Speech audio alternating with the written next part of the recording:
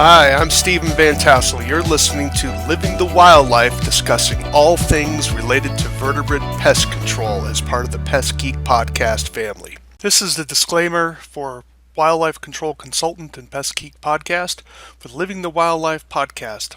Always follow national, state, provincial, and local laws when using pesticides and or other control methods to manage pests.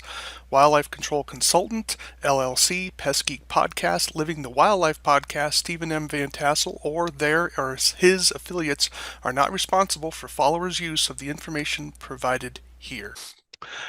Hi everyone, Steven Vantassel here, Wildlife Control Consultant, bringing you another episode of Living the Wildlife as part of the Pest Geek podcast family. Hey, glad to have you on board. I hope you've had a great week. I'm still recovering from my trip to Tennessee, and still digging out from some of that, but I'm kind of seeing some daylight. Had an appointment canceled for tomorrow, which I'm really excited about having that canceled. So that was certainly a blessing. If you hear a little bit of noise in the background, I'm having some repair work done in my house, and I'm hoping that's going to simply end here soon. But hopefully you're not hearing that banging in the sound. So if I look a little distracted, it's because it's bothering me, to be sure. If you're a first-time listener to Living the Wildlife podcast, well, this is a podcast dedicated to research-based information on all things related to vertebrate pest control. So that's animals with the spine. So we get geeky here as part of the Pest Geek podcast family. We'd love to have you subscribe to the channel. Definitely ring the bell so you can be kept up to date for new products, new episodes that we have. I also, if you don't like dealing with YouTube, I also publish over on Rumble under Wildlife Control Consultant. If you need to reach out to me, you can reach me at wildlifecontrolconsultant@gmail.com, wildlifecontrolconsultant@gmail.com. Love to get your thoughts on ideas for new shows. Perhaps you have a product you'd like to sell or an idea that you'd like to get out there, or just criticize the program. We'll take that as well. Well, as you can tell, we have a guest here today. His name is Anthony Hellbo. He is the owner of Mole Reaper traps, like the Grim Reaper, like the Mole Reaper, except he's reaping moles. And you can visit his website at molereapertraps.com. That's MOLEREAP traps, TRAPS.com, molereapertraps.com. I was turned on to him by a person I met when I was out in Tennessee, and I was like, I am not familiar with this particular company. And when I heard the prices of his traps, I was like, wow. That's something that definitely the audience, I think, would want to have. So, Mr. Hellbo, thank you so much for being on the show. Take a few moments and introduce yourself and tell us how you got into this field of wildlife control as a manufacturer. Sure, Stephen. Thanks for having me. Sure. So yeah, back in it was right around 2008, 2009. I got some moles in my yard, and I didn't know what to do, so I hopped online, did a bunch of research, got myself a couple of traps, and actually at that time, Steve Albano had come out with they call it the Molinator. Mm-hmm. And so that was a fresh, product on the market. So I was like, well, I'll give it a try. So I probably got 6 or 10 of them, put them out in the yard. A couple days later, pulled them out, and voila, I had a mole. Wow. So that was, I think, probably the start of the addiction, the allure of catching moles. And that's awesome.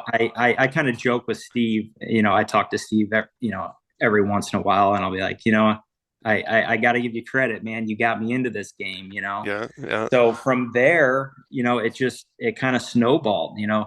Family would reach out, hey, I got a mole in my yard, and then their friends would call me, and then, they're like, man, you can make money doing this, and that really hadn't crossed my mind until somebody said that, and then I was like, well, maybe I could. So, I was younger back then. I really didn't know what I was doing, and I was still inexperienced. So I started making calls, and I told my customers, I said, if I don't catch anything, I'm not going to charge you. Which nowadays there's very few mole trappers that charge along those lines. Most of them, Right. charge differently because, a lot more overhead. I was in a different situation back Sure. then. Right. So that's how I started. I would just tell the customer, hey, if I catch it, it's X amount of dollars, Yeah. and Yeah. back then I was probably at like 40 or $50 a mole, and, Sure. Sure. younger back then. Yeah. And I just thought I was cutting a fat rat, because I was honing my skills, and these traps were great. And even the customers were like, I've been trying traps. I've never seen those traps before, Right. and I'm like, yeah, a guy out of California makes them, and Yeah. they're great traps. And actually to this day, I still use them. Okay. But that's how it all started. And a lot of people, in this, in the mole trapping profession, there's a handful of guys that know me and know I'm actually a machinist full time. Okay. Okay. All right. Okay. So I've kind of got that manufacturing background, but I've grown my business, my mole trapping business here in St. Louis over the years, and it's been nothing but phenomenal. I mean, I could probably quit my job as a machinist and really do 100% mole work, Wow. but Congratulations. That's incredible. but I'm not ready to do that yet. That's a big leap. Yeah. That's a big So leap. so so yeah. So instead, over the years, I've honed my skill, tried just about every trap on the market. I've made every mistake that a mole trapper will make Mhm. multiple times. Um, but it's really been a blast. And just this year, at the beginning of the year, I decided to kind of take the plunge and open up a store dedicated to mole trappers, and that's molereapertraps.com. And what I wanted to create was a spot for an aspiring mole trapper or a veteran mole trapper to be able to go and find quality mole traps. Okay, Mm. not necessarily the ones that you find at Lowe's or Home Depot. Right. Quality traps that the pros use every day. And I also wanted a place where I could teach and pass on knowledge, and I do that in the form of videos. I have several videos, both on my website, and I have a YouTube, Mhm. which is at Mole Reaper Traps. I've got a lot of videos, again, on the website, and tutorial videos. Mhm. And I feel they're very rough around the edges. It's me out in the field, Sure. down and dirty with my camera. Yeah. There's no intro, nothing fancy, but Right. we're mole trappers, so Sure. I get a lot of compliments saying, "Oh, great video," and I'm like, it's a little rough around the edges, but Sure. Well, so they're yeah, just interested in the information, right? So I mean, that's right. they're not looking for a Hollywood, That's a Academy Award film, and so as long as it gives them the information they need, it's like, hey, that's that's required. That's what that's counts. That's Yeah. right. That's right. And that's really what I wanted, because there's a lot of videos out there, that'll show you how to set certain traps Mhm. certain ways, but it seems like the vast majority of those videos are homeowners who may be successful, Right. but when you're talking, I sell probably 7 or 8 different types of traps from all over the world. Um, it's good to be able to purchase a trap and know that if you have any questions or problems, you can reference those videos for Yeah. support and Right. and, and information. And Yeah. and I do everything I can to help customers.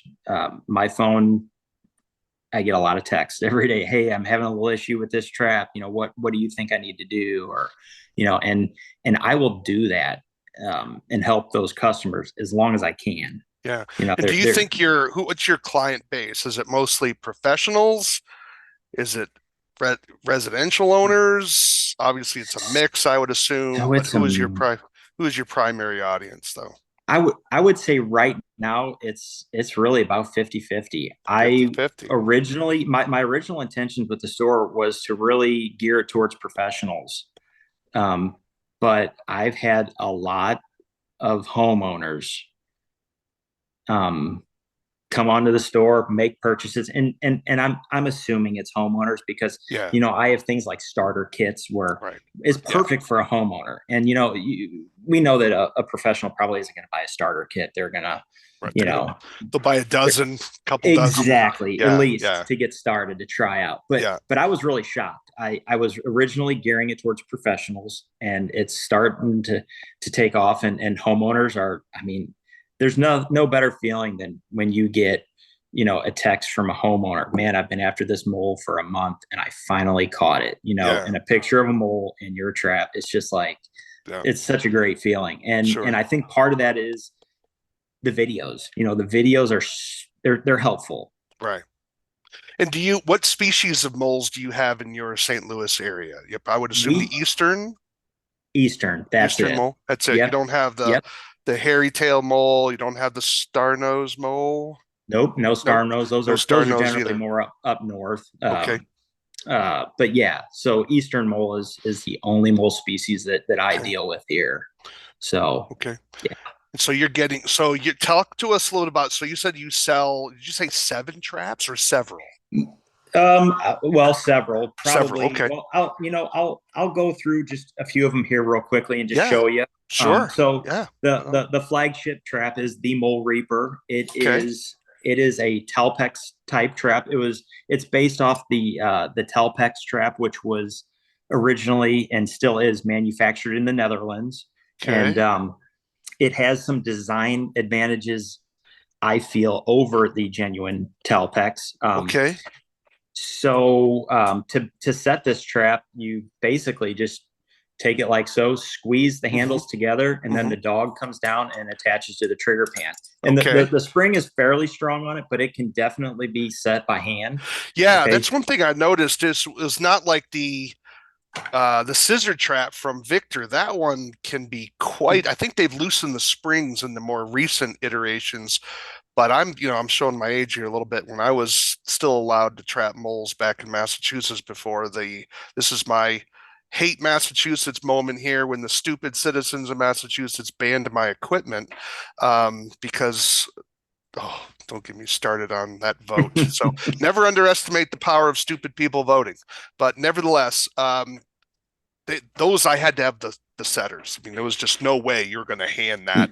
At least I never could do it. I mean, it's without a Yep. doubt. So, Yeah. so yours, so you based it off the pick trap. Now, how the dog in the trigger? I noticed there you have what, an eighth of an inch into that, or is that about right? Yeah, it's what, that really doesn't matter as far as the depth, okay? Because Okay.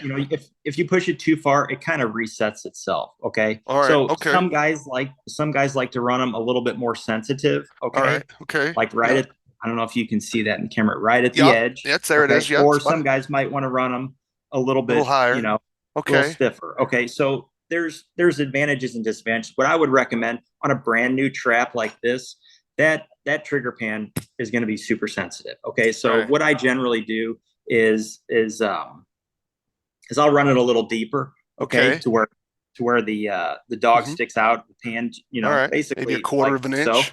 Yeah. Yeah, and what that does is when that mole comes through, okay, and he's plowing and he hits the backfill dirt that we put in around the trigger Yeah. pan, if we have it set too lightly, what can happen is that mole will come in and he may not be fully engaged in the Right. trap, and Yeah. it may Yeah. set it off prematurely. Oh, Now, gotcha. chances are you're still going to get the mole, Sure. but what you might get is like a front paw catch, a digger catch, which Okay. we all of us strive for a quick, humane Right. Right. dispatch out of any trap or kill trap. So, Hmm. yeah. So generally speaking, initially I like to set the dog a little bit deeper on newer traps. Okay. Now, as the traps, the galvanization on these traps is mediocre, which actually I prefer because my best traps are my ones that have a little bit of surface rust and corrosion on them. And what Really? that does is they lose a little bit of their sensitivity. Okay. Okay. And the moles can get in just a little bit deeper. So, what I tell my customers, if you're doing everything properly and you're still having issues with brand new traps, you know what? Go out, throw a little dirt on them, let them sit out put the hose on them. Let's get a little bit of corrosion on there Okay. because sometimes they're just a little too sensitive. Gotcha. Would using a rat tail file do the same thing a little faster, or is that just going to be screwing around? You don't want people screwing around with the trigger hole You mean on the dog? on the dog, or the Yeah, trigger, or the ring itself, right? Because that's how smooth or rough that is would also yeah, have an impact on how easy it flops up and down. you can. I'm always all about modifications because I'm Okay. in manufacturing. I Yeah. like to tweak things. Okay. Sure. That's the So engineer in you. I would never tell anyone don't try it. I Hmm. mean, the traps are cheap. If Yeah. you ruin it, you're not out much. But you know Right. what? That's what it's all about. Okay. It's all about trying things out.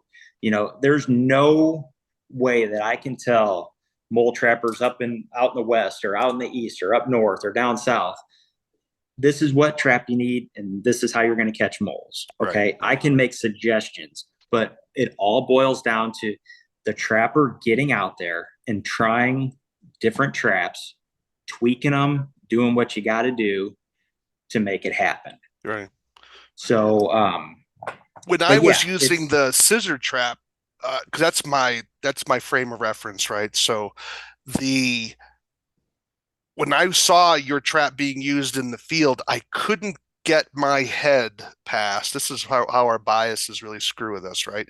Our tradition is as the way that trigger is bent down was freaking me out, right? Because I yeah. would always, for me when I was setting the scissor trap, I would always have that trigger level, and then Mm-hmm, mm-hmm. I would construct the barrier, and it would just be the barrier underneath the trigger. So I'd Yeah. make my little, pyramid or whatever underneath that trigger, and then everything would be flat. And so when the mole came in to try to break through that barrier, Mm-hmm, he'd push it up. mm-hmm. So tell me a little bit about why that trigger is bent the way it is, because like I Okay. said, it totally disoriented me. That is a great question. And that is actually one of the advantages to this trap. So, Okay.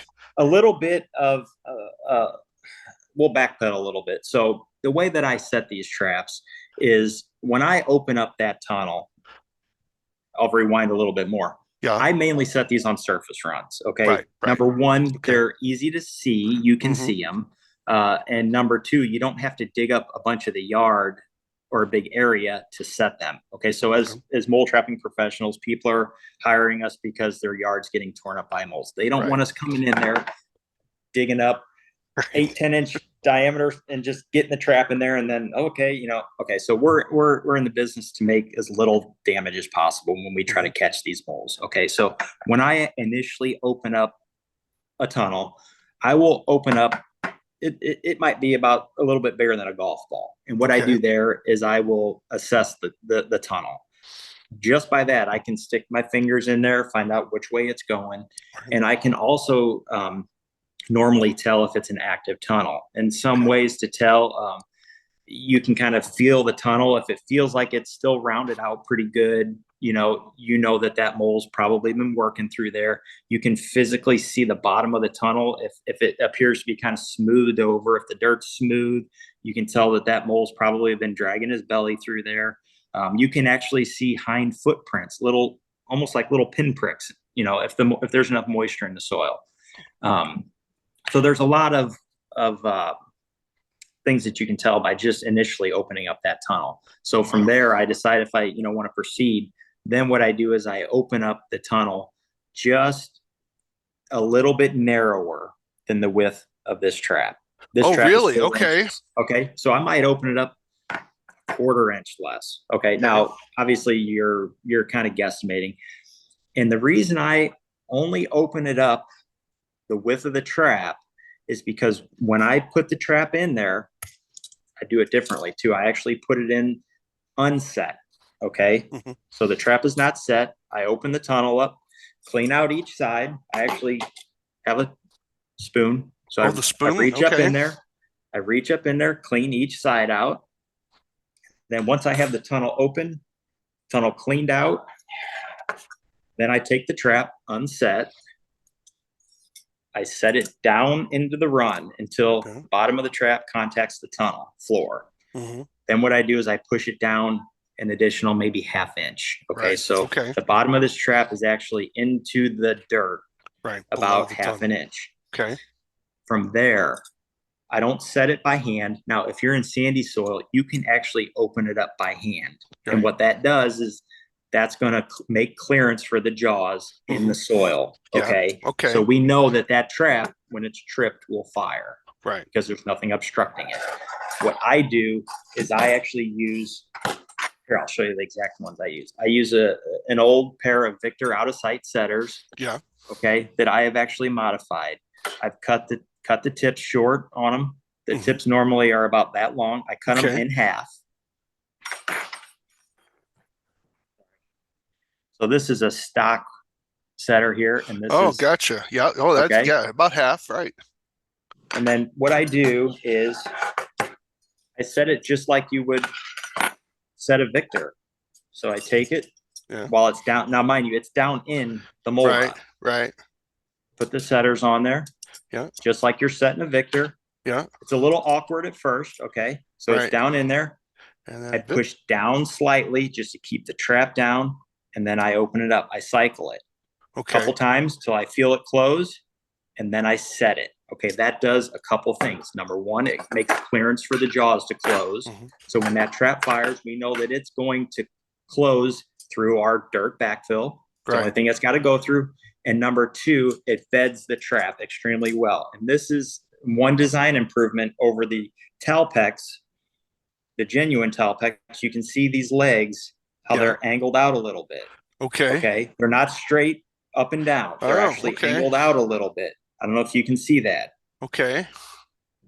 So what that does is when you get that down in the tunnel and you open it up while it's down in the tunnel, it beds the trap. The trap is rock solid bedded in that tunnel. So what that means is when that mole comes through, it starts to dig and push up, and the dirt gets pushed up against this trigger pan, the trap itself is not going to lift up out of the tunnel. Right. Okay. So that's the importance of setting it while it's down in the run. Like I said, if you got really strong hands, I used to set them down in the tunnels, but as I got older, I'm like, you know what, I'm going to work smarter. So that's why I carry the setters. You don't have to, but I think you will get a better set if you use the setters. And how are you creating the barrier for the bowl? Great. So we've got it in there. And actually, when you get it down in the tunnel and you set it, if it's at the proper depth, you will actually find that the trigger pan is maybe right on the floor of the tunnel, or it might be half inch. Yeah. Okay. We don't want it really far off of the floor of the tunnel. Okay. And I'm going to tell you why. Because what happens is when that mole comes through, okay, it's coming through this way. Yeah. And it encounters our backfill. Okay. Our backfill we want the backfill to be the first thing that it encounters. And we want to make sure that that mole encounters that backfill as close to the trap as possible. Because if we've got a bunch of dirt funneled down here, or we opened up the tunnel too wide, what's going to happen is they're going to hit that backfill outside the trap. And then you're going to get moles that will plow straight through and pack up a new tunnel. And you're also going to get moles that will hit the backfill and say, forget this. I'm not messing with that loose dirt, because either it might be too dry, it might be sandy. So what they're going to do is they're going to hit that, say, I can't pack that up into a usable tunnel. And they'll either go down at an angle or they'll go around and we call them dig unders, dig arounds. Every mole trapper has experienced this. So the whole idea of setting the trap into the tunnel and having a nice tight fit is you want your dirt backfill just right around the trigger pan. And I like to get it up to or above the spring, just so no light or air can get in there. And what that mole does is it comes through, hits the backfill. If it decides it's going to go ahead and push through and plow through, it's going to do basically a face plant or a hand plant right into the side of your trigger. I got you. Okay. Okay. That's where All you're right. getting caught up, where you're like, wait a minute, Yeah, that can't be right. right. Because when I had the scissor trap for the Victor out of sight, I would only create the barrier directly under the trigger. So it'd Yeah. only be what, half an inch wide. And Right. so I can see now with the bending of that trigger, it allows you to use loose material. And it Yes. gives that because that mole now is going to probably just hit it directly with his. I gotcha. Okay, Yep. that So makes that sense. mole, All right, so realistically, that mole is going to come in and and it's hit going to it. hit the side of the trigger pan, which is Yes, fine because moles generally aren't going to go over things, it'll obstacles. They're just going to dig pop it up. under things. Pop it up. Okay. Yeah. So the Oh, all whole right. one of the big keys and ways to improve your catch rate with these traps is to, number one, you want to get the trap deep. Just like I Mm-hmm. said, when you put the trap into the run, push it down that additional half inch. You may Yeah. think, oh, it's a half inch, may not mean a whole lot, but Oh, yeah, it okay. really Yeah, I would does. think so. Okay. Yeah. Because we want to be able to get that mole. If he stops right here, senses our backfill, backs up a little bit and starts to dig down, when he digs down, he's still going to be pushing up the dirt and Yeah. he's going to get caught right here in the Right trap here. Yep. and it'll Yep. scoop him right up. So Fascinating. Oh, that's that's different. Yeah. so I there's a lot of elements that have to come together that they're all simple. They're all very simple yeah. things, but you just understanding how the mole encounters backfill or really anything. Okay. So another thing that I'll tell customers is if they're having problems with dig arounds and, if they've done everything that I've suggested and, I even say, hey, when you're out in the field, throw your camera up on your toolbox, take a video. I want to see what you're doing, Okay. and they'll send me videos and say, everything's looking good. Here, you could do this, you could do that. But, at that point, if you've got a mole that you've missed, maybe 2 or 3 times and you're just pulling your hair out and this mole is just making you look like a chump in front of your customer. I always recommend switching to a different style of trap. Okay. Oh, So, okay. Interesting. All so right. so maybe instead of a trap that relies on them digging through or around backfill, something along the lines of like a trap line we talked about earlier. This is the Molinator, I think is what Steve calls it. This is a good trap because really there's no dirt backfill. Right. You basically set it like this and put it up in the run, and then the mole comes through, and just the first thing it hits is the trigger pan. So something along the lines of this might be a good option if you're having problems with a scissor type trap. So you're putting one trap both directions, right? So yes, each because direction. you don't know which way. And why is it that when you cut when I saw that trap in the field, because I was very pleased, I had a guy showing me the equipment. That's how I learned about you. Why when you cut it, because you hold that trap up, why didn't you cut the jaws at an angle so that there would be kind of some sharpness to it? But you cut them so they're completely flat, so there's no spike to it. Was that just an artifact of the manufacturing process, or was that no, I'm sorry, the Molinator trap? The Molinator. Okay. Yeah. So because I would have thought you would want to cut it at an angle so you had a 45-degree spike on the jaws coming in. You mean on this one? Yeah, on that one. But you see they're flat at the top, so there's you mean up here? Up there, right? Okay, so that really the point really doesn't matter. Okay, because what it does is it ideally this should catch them right around the chest. Okay, Right. They come through, and there's no stabbing. It's not like the old fashioned harpoon, spike traps. Right. This is just basically it gets them right around at the back of the chest region where their vitals are. Yeah. Okay. Now, some guys, and me included, I've actually taken some of these and have sanded them down at a 45, mainly because if you're dealing with certain mole species, the size of the tunnels may differ. I mean, you could have an eastern mole with a smaller tunnel or a well-worn tunnel. Right. And ideally, you want your trap to fill that tunnel the best as possible. You don't want the trap just floating around in the tunnel. You want it. You want a good fit in there, okay? All right. And what can happen is if the tunnels are a little too tight, sometimes guys we'll take these and cut the tines back a little bit so that it can get in smaller runs. Okay. Okay, if that makes any sense. Yeah, no, But okay. no, these come stock. Steve sells these stock, and they're just flat. Yeah, you can see okay. they're just flat. But yeah, so along the lines of traps like that, where if you're having a problem with dig arounds, there's another one. It's a 300-year-old design.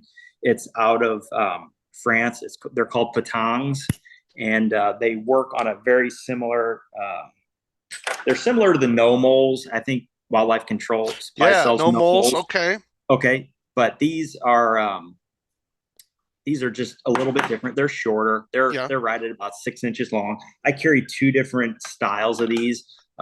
This is one manufactured out of the UK. These traps are handmade by an outfit, Flat Pack. They're phenomenal. These are handmade. Why? And they also, yeah, I know. Nothing's like handmade anymore. I know. I mean, who has the time for that? Actually, I take that back, Steven. A lot of the forming is done. The major forming is done on a wire forming machine, but they come back and they have to do hand work on these traps. They put this curve on there. Yeah, each and every trap it gets like 3 or I want to say 4 or 6 different operations on a hand press. It's a guy. Yeah, he posts videos. So when I saw that, I'm like, oh man, that's phenomenal. But I mean, who does that anymore? I mean everything. Wow. So yeah, I carry two different types of these guys here. This one right here is actually a genuine French patang. These are made in France. Okay. And this is like the OG right here. These are good traps. These are awesome too. These are just made in the UK. Flat Pack makes these. Subtle differences. These won't rust. Okay. Oh, all right. These do rust, and they actually require rusting because the way these work. Let me show you real quick. I had a trigger floating here. It's like I said, it's the kind of the same principle as the no mole or the trap line, but you got to use a setting tool. And I sell these. I sell two different types of setting tools, but they do the same thing. One's just a little bit. This one right here is stainless, and this is just a steel. Okay. They both get the job done, but you basically just take the setting tool, you put it in, and then you can squeeze it to open and close it. Okay. Oh, all right. Okay. Comes with a trigger. Trigger, yeah. And you can see how it's rectangular. And that goes back to you want your trap to fill the tunnel as best as possible. So when this thing is set, you just go like this and you set the trigger in there towards the end, maybe an inch or so back from the end. Okay. This. And that's set right there. Okay. Gotcha.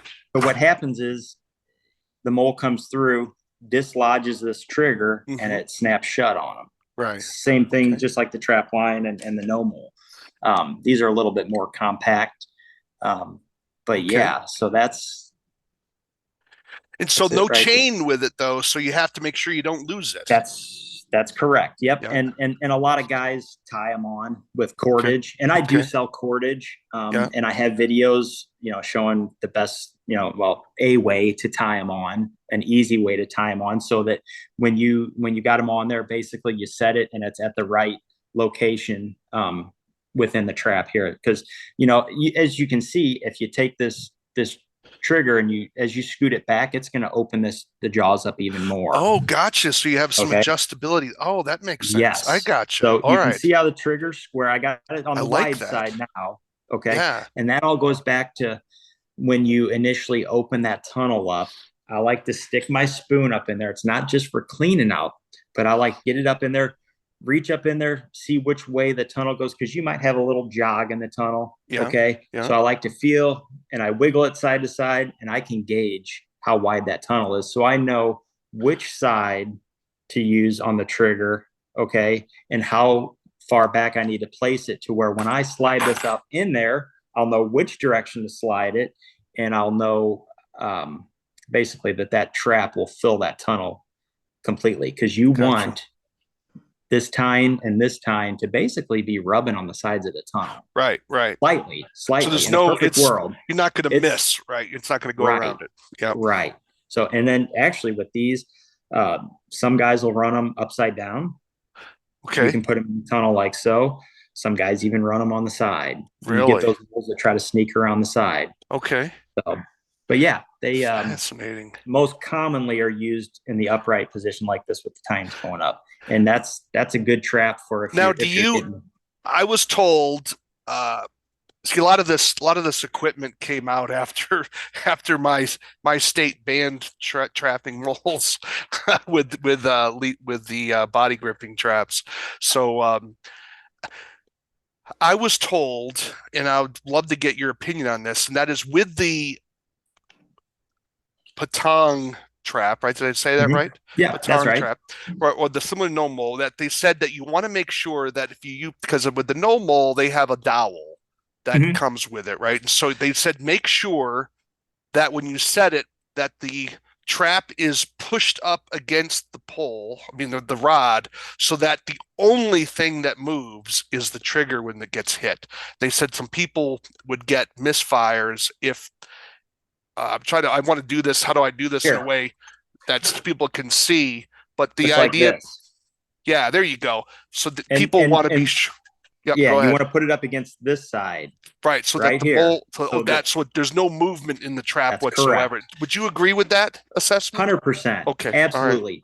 Anytime you always want your traps bedded. I mean, right, that's right, it right. goes without saying. Sure, Same for the moles, same for everything. I'm not a professional trapper, I'm not out running lines, but right, right. yes, you want every trap bedded, rock solid. You want that mole to come through there and just kind of cruise along and think it's just something else, that a tree root that popped out into the hole, or something, not a trigger. And Right. you want it, if that trap starts moving, if they're starting to come into the trap, or if he starts hitting this with his digger and it's flopping around. Yeah, so even with these traps, they say you don't have to bed them per se, but what I do Mhm. is when I slide them up in the tunnel, I kind of go here and push down and forward, and that just kind of sinks the body of Yep, the trap. yep. It may only be an eighth of an inch or less into the soil, but what that does is that beds the whole trap. And then, just like you said, I take a stake and Put it slide it down. in up against this Mhm. leading edge right here, Right, so that right, you do it back here, it can still move. But right. if you get it up against your peg, up against the trap frame right Gotcha, up here, yeah, gotcha. absolutely, 100%.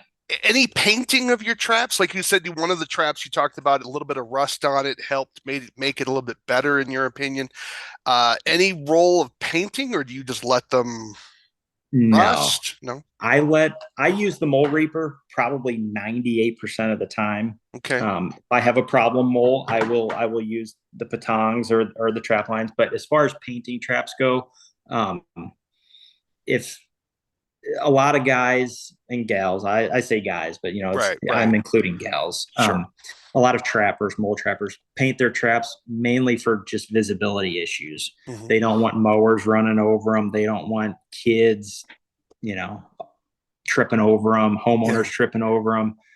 Um, I am not a fan of painted traps. There's a Okay. lot of people that do. Yeah. As far as painting them to protect the finish on them, the mole reapers, I actually tell my customers I wouldn't, because they need to lose a little bit of sensitivity. Okay. They perform better, and I think they're easier to set when they've been out in the field for a Little week or weathered. two. A Little little weathered. weathered, Little weathered. absolutely. Okay. Yep. And as like I said, a lot of people paint them just so they can see them, and that actually, I use stakes. Okay, I Right. used to use flags. This is a product that I get out of the UK. I know you think they're plastic, high visibility fluorescent stakes. Yeah. You can find those in the US. I have searched high and low. The only place that I can find these is the UK, and I get them out of the UK. And I can tell you, I've been using these since the beginning of the year. The orange ones mainly. I have not had a single mower run over a trap this Really. year. Yeah. Yeah, and Okay. on the That is a problem, folks. that is a problem. Yep, That yep. And is a so problem. so the only issue I've ever had with these is a dog ate one. But other than that, Yeah. yeah, they're great, because the guys on mowers aren't out to run your traps over, because trust me, they don't want to hit the traps, because Right. their mowers are expensive, spindle bearings are expensive, blades are expensive. They're not out to show you that you don't need to be setting mole traps in those yards. Okay. Right. They're accidents, 100%. And I think a lot of trappers that use flags, even the big, you got a big orange flag and Yeah. stick it in the ground. You got to remember that guys that are mowing, they're concentrating on kind of what's kind of right in front of them. And it can be easy to lose that, that flag. You may see it, but by the time you get up there, you may not be concentrating on the top of that flag. Whereas I can attribute no traps getting hit by mowers to this going all the way down to the ground. Okay. Yeah. There's no flag. You can put a flag. There's actually a notch up here that if you wanted to tie some ribbon on, you can. Okay. Cool. But the nice thing, and I think this is why I haven't lost any traps this year, is because the high visibility stake is all the way down to the ground. Yeah, so right. It's like a beacon. As opposed to a thin wire with a little Yes. plastic. Plus, you have to wonder sometimes the wind can take off that flag, and so they're Exactly really right. And they're trying to bang out production, and I just think part of it they're listening to their iTunes or whatever, and they zone out, just like when you drive and like, how did I get to work, and so you're like, oh man, that was kind of scary. How did that happen? How did I get here? Like, did I hit anything? Well, so those are three of the traps that you had. So you showed the your well, let me get the names down. Your Mole Reaper, and then your Molinator. Yes. Is that right? And then the Patang. And you have a few. Do you have a few more?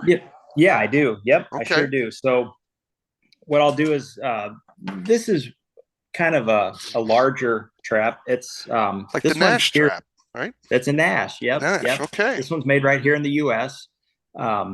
And I don't use this trap very often. There's a handful of guys that really like them. There's advantages to this trap. The one disadvantage is it's just big, and it's kind of scary to set. It's got a very powerful spring, and the way this guy works here is I'm going to kind of set it. You can see there's these two choker loops. Okay, and basically you got your trigger pan. And it sets in the ground. I know it's kind of awkward, but and the mole comes through, pushes up on the trigger pan, it releases, and it basically just pinches the mole in between the frame and the choker loop. Okay. And these are a lot of trappers like these because when they're set, they only stick probably about that far up off the ground. So they're very low profile, not low enough to take a mower over them. Right. Yeah, this is definitely one that you don't want to hit with a mower. Bad things are going to happen. But this is another good trap, and I tell people, if I've got a mole that is just giving me the runaround, this is a very good trap because really all you have to do is what I'll do is find an active run, take it like so, put little divots. Mark the ground where these choker loops are, and then I'll just take my Hori knife, which is an indispensable tool for all mole trappers. You can see it's not a garden trowel. It's got a very slightly curved blade to it, more like a knife. So I'll mark the tunnel, and then I'll actually just make a couple of slots, some slits. Okay, and what that does is that gives room for these choker loops to go right down into those little slots. And then I'll depress the top of the grass right where the trigger pan goes. Okay. And what that does is that actually disturbs the tunnel as least as possible. So what's going to happen is that mole's going to come through there, and it's going to think that maybe somebody just walked on it and pushed that tunnel down, and it's just going to push it right back up. And when it does that, it activates that trigger pan, pushes that trigger pan, and releases those choker loops. And so when you're creating your barrier for that trap, you're only creating a thin one, just the width of the trigger for that one. Exactly. Okay. And really, all you really have to do is just take your two fingers and push the soil down, the sod down. We're not actually digging anything up with this trap. There's you can, but I've found that really that the easiest way to do it is just to kind of just take it, mark your run, use these, just kind of make a little depression. You'll see two little lines. Take your Hori knife, cut a couple of slots, press the middle of the run, or just take your heel and just push it in, and then set it, and then put those two choker loops right down in the slots. I would think if you have a property that has a lot of rocks and a lot of roots, that probably wouldn't be the trap I would want to use. Exactly. It'd be Yeah. really, you'd get pretty irritating in a hurry because it, Yeah. but if you're like in Nebraska and you got a lot of deep soil or sandy soil where you don't have a whole lot of roots and stuff, that Nash trap could Yep. definitely be convenient because you don't have to do any digging, right? You just simply Right. push, Right. you know, And cut your and there was slots and actually drop it in there. right.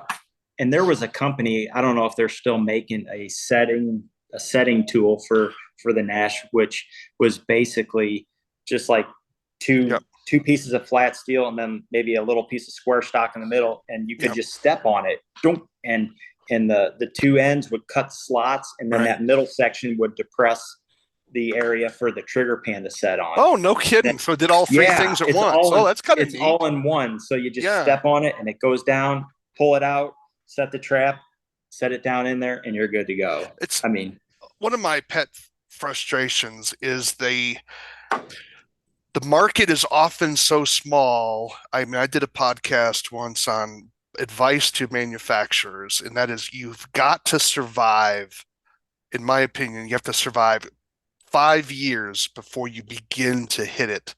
And I tell them that, look, and so a lot of times we have these great ideas. People get discouraged because they're just not making any traction.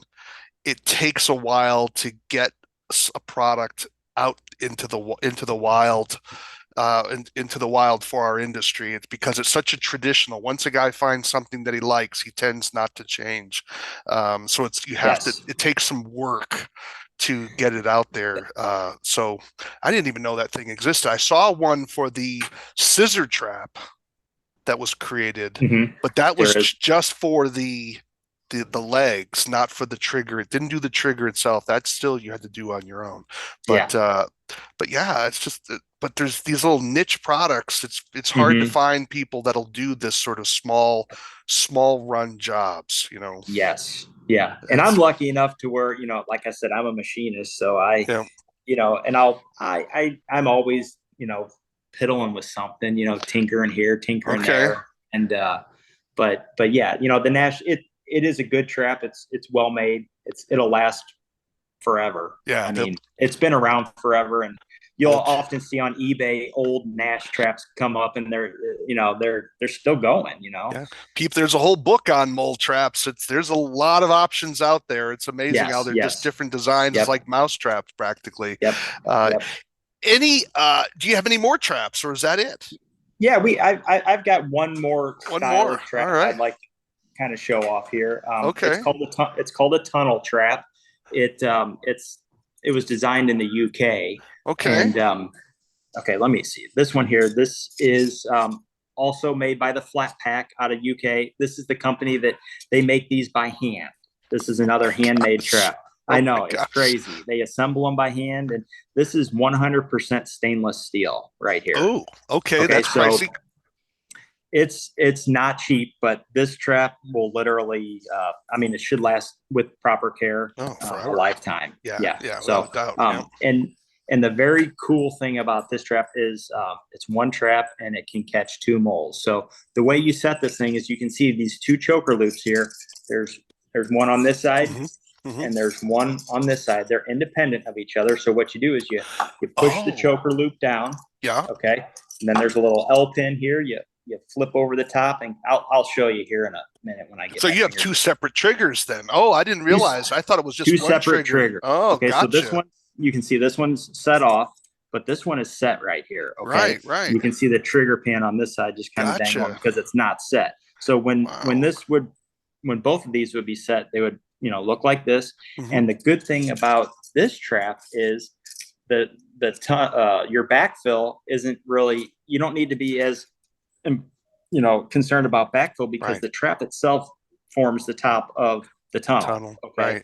so you got two choker loops, one going because you don't know which way the mole's going to be coming, Okay. and then the trick with this trap, this trap has a very steep learning curve. It is not an easy trap to master, but if you do master it, it's lights out for moles. Do you need to cover the top of the trap to make sure everything stays dark? Yes, because Because you there can are some see that holes up there's, there, right? yes, Okay. yep. And basically with this trap, the important couple of important things to keep in mind when you set this trap is to, when you're opening up the tunnel, you want the exact length of the trap Yeah.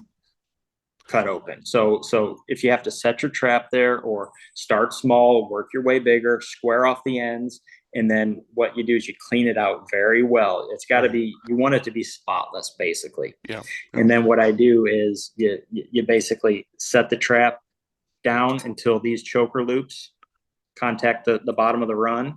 Okay. And then I like to push it down maybe another eighth of an inch. Yeah. And then after I push it down and it's in there, then I'll take some soil, ball it up, and push it down along each side of this trap to Okay. help bed that trap. That's Got going to it. make it stick down in there. Okay. Okay. And then I just take loose soil and cover up the top of the trap. I mean, you can cover it up as much as you want. These springs are pretty stout. They will power through soil as long as you're not putting like a giant sod plug on there. Yeah, yeah. You're going to be fine. When I was using the scissor trap, I would just scrape up some dead grass and just cover it over with dead grass, Yeah. probably 4 or 5 inches, and use it that way.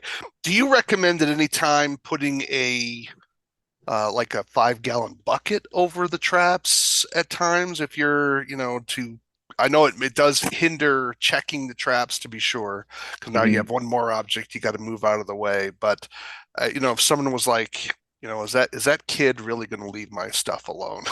Right. Yeah. And that's always a consideration, because you've worked with traps like the Victor Out of Sight, who they've actually revamped their design. They're actually making them with a stronger spring again. Okay. So are they? Okay. Yeah, I think because it kind of goes, it seems to swing back and forth.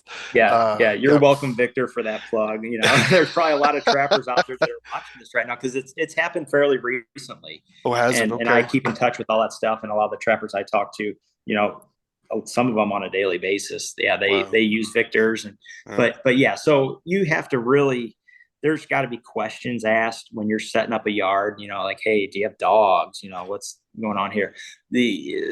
That's another big reason I like the Mole Reaper. Okay, is because is a kid going to get a really hurt finger? I mean, look at that. You wouldn't do that you wouldn't want to do that with a Victor. Oh yeah, you don't want to be careful. So if a dog were to dig it up and somehow activate it, and is it going to get pinched on the nose? A kid pinched on the finger? Yeah, it's possible. But we're not looking at broken fingers. Yeah, I had when I started, I was using the harpoon trap, and then my insurance company told me I had to stop because some kid went over to a neighbor's yard, pulled the trap out of the ground, and then it fired and hit the kid in the big toe, and it hit the bone, and he got an infection in the bone. Oh no! And it was just like, people just can't leave stuff alone, right? I mean, I was raised in a home when my parents said don't touch it. It was not a question, but obviously that doesn't mean anything for many parents today, or kids. And so they said I had to go to the scissor trap, and to do that. But this is where, just as a side note, this is not you. If you're doing this as for a business, folks, you got to make sure you got your liability insurance. I'm sorry. It's not about, you can have whatever contract you want. It doesn't matter. You cannot get rid of the liability because it's an attractive nuisance. And yes, you are responsible for stupid people. It's the way America runs. I would love to change some of these laws, but I'm not king for a day, and I can't convince the public to agree with me. So, and they won't agree with you either. So get your insurance, or make sure you're poor enough that no one wants to sue you. There's the poverty defense, but that's not the way to run your business. If you have any assets, they will come after them, and so that's how we that's how we attack rich people. So and that's another reason why becoming proficient with different types of traps. I get these younger generation aspiring trappers and what's the best trap? What's this? It all boils down to what you're comfortable with. You really need to my advice is get really, really good with one trap, but be very good with a couple other. Yeah. You might get called to trap a schoolyard, okay, Yep. where there might be kids. Yeah. Now, what are you going to do? Are you going to throw a couple patongs in there where it's less That visible? A that would couple be my Molinators? that would be my choice. Something Exactly. in the burrow, Right. and you could put a And board over the top and you nail can put a that board board. down to the You ground. can Guys will cut these off Yep. short. So literally there might be a little bit of fluorescent color stake Yep. sticking about that far out of the ground where Yep. you have a general idea Yeah, and you can go and I would retrieve your probably go a trap. little bit more conservative than that. Even I would put a half-inch plywood and put some hole, and I would spike that thing to the ground. So like you want to pick it up, kid, you're going to have to work for it. Yeah. But yeah, Yep. it's a Yep. hassle to check. But yeah, I hear Yep. you. And I actually do a lot of the schools around here, in my town. Yeah. And I that's Friday evening set and Mm-hmm. Sunday morning or Sunday afternoon pull. It's not just a check, it's a pull. Everything's coming out of the Absolutely. ground. That's right. Yeah. That's So, even better. Yeah. Timing is everything, right? Yeah, absolutely. yep, Those are just the things that, if business was easy, everyone would be doing it without a doubt. that's So, right. but That's it is right. sad. It is sad we're in a culture that it is like this at times, right? So you have people Mm-hmm. that are, we went from a society where we didn't have worker protections, and now it's to where you can have all the signs in the world and it doesn't matter, it's still your fault, right? And it's Yep. just it's just gotten crazy in so many different Yep. ways, and it really hurts American productivity as well. Most It's a tax, but that's fascinating. So in terms of, is there anything else that you want to talk about that we haven't talked about yet? That we've covered a lot. So I've and even saw some new traps and some variations on some traps. So here, anything more you want to add for people that would be out there? I mean, not really. I Okay. just want, people to know that if if they have questions, if whether they're a homeowner, just trying to catch a mole that's been giving them the runaround, or a professional that maybe wants to add mole trapping to their repertoire, um, feel free to just reach out to me and pick my brain. If you got any questions, I'm always willing to help. There's no secrets here. I tell it like it is. Okay. I'll tell you everything I know. I want you to catch moles. I even mentor people right here in the St. Louis area. I've got 2 or 3 people right now that I'm mentoring, and there's just no secrets. There's plenty of moles to go around. Right. A lot of good trappers out there. There's a couple of good Facebook groups that I'm a member of. One is Mole Catchers US, phenomenal group of trappers there. It's kind of a small group. I think there's maybe 800 or 900 people. And another one is Mole Trappers of America. That's even smaller yet. And man, if you get on there, even if you just kind of lurk and peruse some of the topics, there's a lot of good information on that page. It's not going to be, that's one bad thing about just doing a Google search. How do I catch moles? You're going to get juicy fruit bubble gum. You're going to get mothballs. You're going to get, Gasoline, cat hair, crushed glass. yeah, Yeah, I used to yeah, keep a list of what I called quackery. Yeah. yes. So if you're, if you're wanting some good advice, those are excellent Facebook Yeah. pages to become members of and hang out. Check it out. And as always, I'm always available. You can shoot me an email, shoot me a text. I think I might even have my phone number up on the website. I'm not sure. Okay. But yeah, that's it. And yeah, we're just dedicated to mole trappers. It's my passion, and I love it. Without a doubt. Yeah, I brought my mole traps to Montana, which is where I am now, and I took a job up here, and I was ready to trap some moles. I was like all excited, and then no moles in Montana. So I was like, oh, you're kidding me, right? So I was wanted to do some mole trapping when I got up here, and there was no moles in Yeah. I Montana. guess you guys So have gophers up there, I'm sure, we out have, west. yeah, we have ground squirrels and pocket gophers, but Yeah. we don't have moles. And so See, I we was don't have quite gophers disappointed. here. Yeah, I think we're right at the edge. So, I mean, yeah. So I was quite disappointed when I saw that. Well, Mr. Hellboing, really glad to have you on the show. There's some great information here for people to check out various traps. Find the trap or two that are really going to help you out here in the field. For those of you in mole country, uh, we definitely want to check that out because I was shocked. We didn't talk prices today, but I was shocked at the prices of the Mole Reaper when I heard the cost. I was like, "Whoa, wow, that's so." You might want to check out his prices and see if they work with your business. Do you have bulk discounts for people that buy in larger quantities? Should they call? absolutely. Is that on the? Is that available right through the website, or do they need to contact you personally for those larger orders? No, that's available right on the website. Right on the way. So it's Yeah, and built into your system. Okay. yes, yep. So you just, it'll tell you on there, if you purchase four, if you purchase 10, 14, I think I do four, 14, maybe 24, Okay. get your best price, obviously, the more you So, buy. and so Um, that website is molereapertraps.com. that's correct. MOL Reaper, as in reaping the field, molereapertraps.com, molereapertraps.com. Check it out if you're looking to get into mole work. So you're certainly going to be not only getting products, but you could also get a lot of hands-on advice that's for no additional cost, it sounds like. So Yep. definitely should. Anything new coming down? Are you going to be expanding into any more traps, or are you basically topped out at this point? Well, right now I'm topped out. I'm always looking for new designs across the world. I mean, Mm, I'm constantly searching for different traps. okay. I'm in the process right now of testing a Coro mole trap from Oh, Coro out of really? Out of Canada. Canada? I didn't know he Hmm. built one. Oh my Yeah, gosh. yeah. So I'm working with James at Coro. Okay. I'm working with James right now. Uh, I've just been so busy. I haven't had a ton of time to test it, but Yeah.